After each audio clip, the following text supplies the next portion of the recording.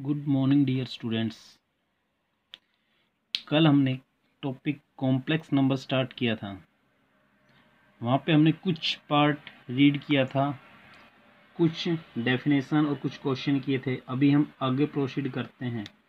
आगे आपके पास है एडिशन ऑफ कॉम्प्लेक्स नंबर, यानी कि आपके पास if Z1 equal to A plus A1 plus iota B1 and Z2 equal to A2 plus iota B2, A2 plus iota B2 are two complex number. आपके पास इनका एडिशन क्या होगा? Z1 plus में Z2, रियल प्लस में real of Z1 plus में Z2। आपके पास Z1 कॉम्प्लेक्स नंबर Z1 का रियल पार्ट ऐड करेंगे, इमेजिनरी से इमेजिनरी ऐड करेंगे, A1 प्लस में A2 प्लस में आइटा इंटू में B1 प्लस में B2 आइटा कॉमन बन जाएगा यहाँ से। तो आपके पास यहाँ से कंडीशन क्या बनती है? रियल ऑफ Z1 प्लस में real of Z2, imaginary of Z1 plus में इमेजिनरी ऑफ Z2। अभी आपके पास एडिशन से रिलेटेड कुछ प्रॉपर्टी है। फर्स्ट प्रॉपर्टी क्या बोलती है? Sum of two complex number is a complex number. आपका दो कॉम्प्लेक्स नंबर का सम अगर एक कॉम्प्लेक्स नंबर है, then complex number is close under addition. तो कॉम्प्लेक्स नंबर आपका क्लोज कहलाएगा अंडर एडिशन पे। क्या कहलाएगा? Close under addition. फिर आपके पास Z1 and Z2 are two complex number. अगर आपका दो Z1 और Z2 दो कॉम्प्लेक्स नंबर है, Z1 प्लस में Z2 किसके इक्वल हो जाए? Z2 प्लस में Z1, तो आपके पास कॉम्प्लेक्स नंबर कॉम्यूटेटिव कहलाएंगे। क्या कहलाएंगे? कॉम्यूटेटिव। यदि आपके पास Z1 Z2 Z3 complex set के तीन कॉम्प्लेक्स नंबर हैं, अगर आपके पास फर्स्ट सेकंड का सम अगर हम थर्ड में ऐड करें और वो किसके इक्वल हो जाए? थर्ड सेकंड का सम फर्स्ट के सम के इक्वल करें, तो आपके पास नंबर क्या कहलाएंगे? एसोसिएटिव। यहाँ से हमारे पास दो चीजें, एक बात जो समझ में आती है, एडिशन की प्रॉपर्टी थी कॉम्यूटेटिव 2 नंबर पे अप्लाई होता है, एसोसिएटिव 3 नंबर पे अप्लाई होता है। फिर इसकी फोर्थ प्रॉपर्टी पे आगे अगर हम चलें कि अगर हम किसी को if we add a complex number to another complex number then and it remain same, हम किसी कॉम्प्लेक्स नंबर में क्या ऐड करें कि वो आपके पास सेम रह जाए, तब वो नंबर उस नंबर की एडिटिव आइडेंटिटी कहलाएगा। क्या कहलाएगा? Additive identity. हमें ये पता है कि किसी भी नंबर में अगर हम जीरो ऐड करते हैं तो उसमें कुछ भी चेंज नहीं आता है। तो फिर आपके पास कंडीशन क्या बनेगी? Z प्लस में जीरो या फिर जीरो प्लस में Z इक्वल टू Z।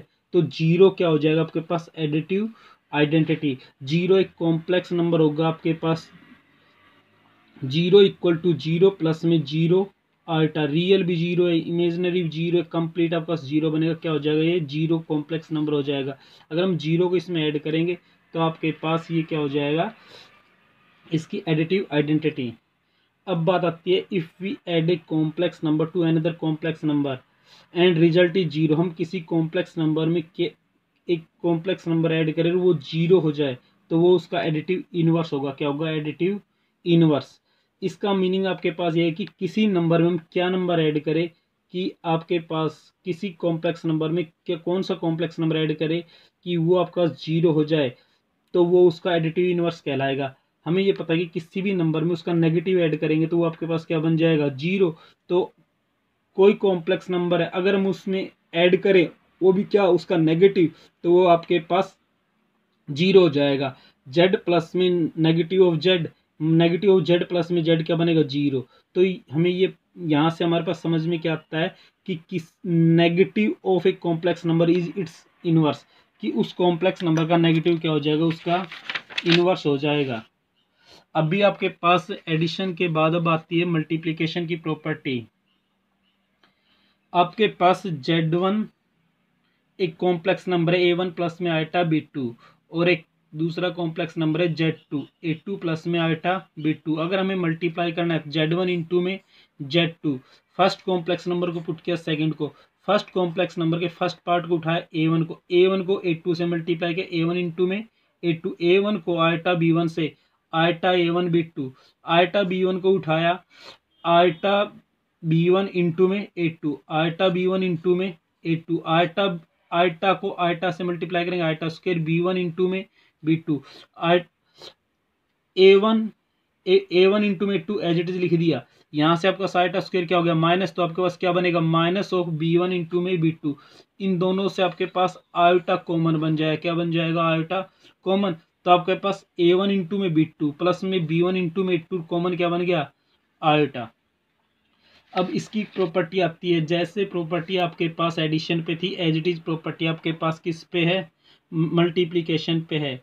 अब बात ये आती है कि किसी complex if product of two complex number is again a complex number, किसी दो कॉम्प्लेक्स नंबर का प्रोडक्ट अगर एक कॉम्प्लेक्स नंबर आता है तो वो दोनों कॉम्प्लेक्स नंबर आपके पास क्लोज कहलाएंगे, क्या कहलाएंगे क्लोज अंडर मल्टीप्लिकेशन, क्या कहलाएंगे क्लोज अंडर मल्टीप्लिकेशन। इसकी दूसरी प्रॉपर्टी क्या बोलती है Z1 और Z2 दो कॉम्प्लेक्स नंबर है जो कॉम्प्लेक्स सेट के एलिमेंट है। अगर आपका Z1 इंटू में Z2 किसके इक्वल है Z2 इंटू में Z1, तो फिर आपके पास नंबर क्या कहलाएंगे कोम्यूटेटिव अंडर मल्टीप्लिकेशन। अब हमने एडिशन में प्रॉपर्टी में क्या पढ़ा था कि दो नंबर कोम्यूट के कब होंगे Z1 प्लस में Z2, Z1 प्लस में Z2 किसके इक्वल होगा Z2 प्लस में Z1। यहाँ पे आपके पास इंटू आएगा Z1 इंटू में Z2 equal to Z2 into में Z1, ये भी आपका कोम्यूट कहलाएगा अंडर मल्टीप्लिकेशन। फिर आपके पास कंडीशन कहाँ पे आती है कि तीन नंबर अगर हम उठाएं Z1 Z2 Z3 किसी कॉम्प्लेक्स सेट से, तो फिर आपका Z1 इंटू में Z2 का डॉट किसके साथ हो Z3 से, ये या फिर Z2 Z3 का डॉट किसके साथ हो Z1 से, और ये दोनों इक्वल हो, तो ये नंबर आपके पास क्या कहलाएंगे एसोसिएटिव। तीनों कॉम्प्लेक्स नंबर क्या कहलाएंगे एसोसिएटिव।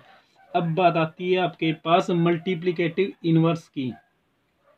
आपके पास हमने एडिटिव इनवर्स निकाला था, तब क्या किया था किसी नंबर में कौन सा नंबर ऐड किया जाएगी वो नंबर एज इट इज बच जाए, वो उसकी एडिटिव आइडेंटिटी कहलाएगा। अब यहाँ पे है मल्टीप्लिकेटिव आइडेंटिटी, किस नंबर को किस नंबर से मल्टीप्लाई किया जाएगी वो complex number as it is बच जाए।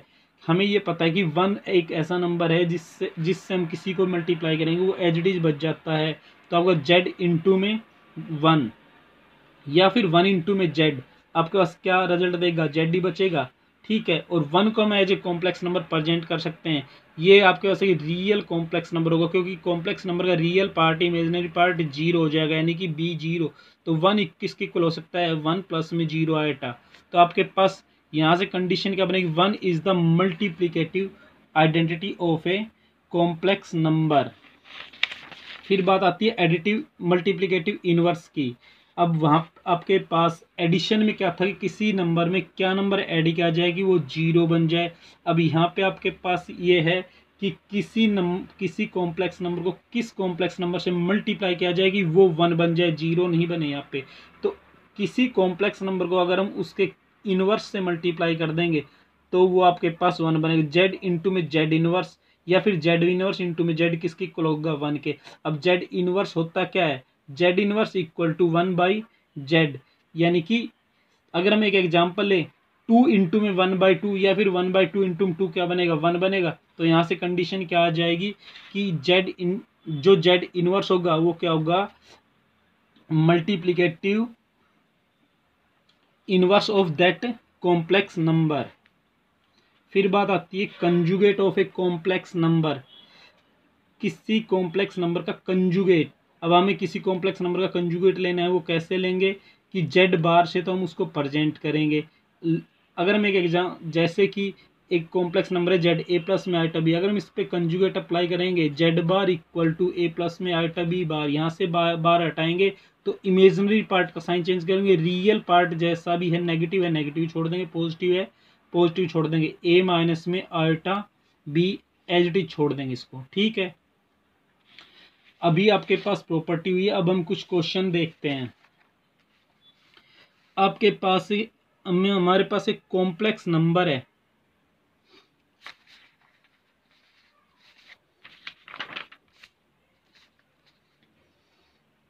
एक कॉम्प्लेक्स नंबर है Z इक्वल टू 1 प्लस में आइटा डॉट 1 प्लस में 2 आइटा। इसे हमें स्टैंडर्ड फॉर्म में कन्वर्ट करना है A प्लस आइटा B की फॉर्म में, यानी कि हमें डॉट करना है, यानी कि हमें इनकी मल्टीप्लीकेशन करनी है। z equal to A 1 plus iota dot 1 plus 2 iota. हम पहले फर्स्ट पार्ट के कॉन्स्टेंट रियल पार्ट को उठाएंगे, इसको दोनों के साथ मल्टीप्लाई करेंगे। 1 इंटू में 1 बनेगा, 1 इंटू में 2 आइटा बनेगा। आइटा को उठाएंगे तो आइटा इंटू में 1 आइटा बनेगा, आइटा इंटू में 2 iota, iota iota iota square, तो ये आपके पास क्या बन जाएगा 2 आइटा स्क्वायर। यहाँ से ये 1 एज इट इज है, 2 iota plus iota 3 iota, iota square क्या बनेगा माइनस, तो ये 2 कैसा हो जाएगा माइनस का। यहाँ 1 प्लस का है, 2 माइनस का है, माइनस का 1 प्लस में 3 आइटा बन जाएगा। ये एज इट इज आपके पास एक कॉम्प्लेक्स नंबर है Z 1 minus iota upon 1 plus iota. इसको हमें ए प्लस में आइटा बी की फॉर्म में कन्वर्ट करना है। ए प्लस आइटा यानी कि स्टैंडर्ड फॉर्म में कन्वर्ट करना है। स्टैंडर्ड फॉर्म में अगर हमें इसे कन्वर्ट करना है तो कंडीशन यहाँ पे क्या बनेगी कि उसके डिनोमीटर से हमारे पास जो कॉम्प्लेक्स नंबर है उसको एलिमिनेट कर दे। तो फिर हम करेंगे क्या, डिनोमीटर का रैशनलाइजेशन कर देंगे। डिनोमीटर का रैशनलाइजेशन प्लस है तो माइनस करके मल्टीप्लाई डिवाइड करेंगे, अगर माइनस होता तो प्लस करके मल्टीप्लाई डिवाइड करते। आपके पास 1 माइनस आइटा अपॉन 1 प्लस में आइटा है, 1 minus iota upon 1 minus iota. Numerator में आपके पास 1 minus iota into 1 minus iota क्या बनेगा 1 माइनस आइटा का होल का स्क्वायर। डिनोमिनेटर में 1 plus iota into 1 minus iota, a plus b into a minus b, a square minus b square. A क्या है 1 1 का स्क्वायर 1 बनेगा, आइटा स्क्वायर क्या होगा माइनस का 1, तो ये माइनस माइनस प्लस का हो जाएगा 2 हो जाएगा। यहाँ से इसके नोमिनेटर में क्या था 1 माइनस आइटा का होल का स्क्वायर यानी कि ए माइनस बी का होल का square, A square plus B square minus 2ab। 1 as it is है, आइटा स्क्वायर माइनस का 1 है, माइनस का 2 आइटा 1 प्लस में 1। तो फिर आपके पास कंडीशन कहाँ पे बन जाती है,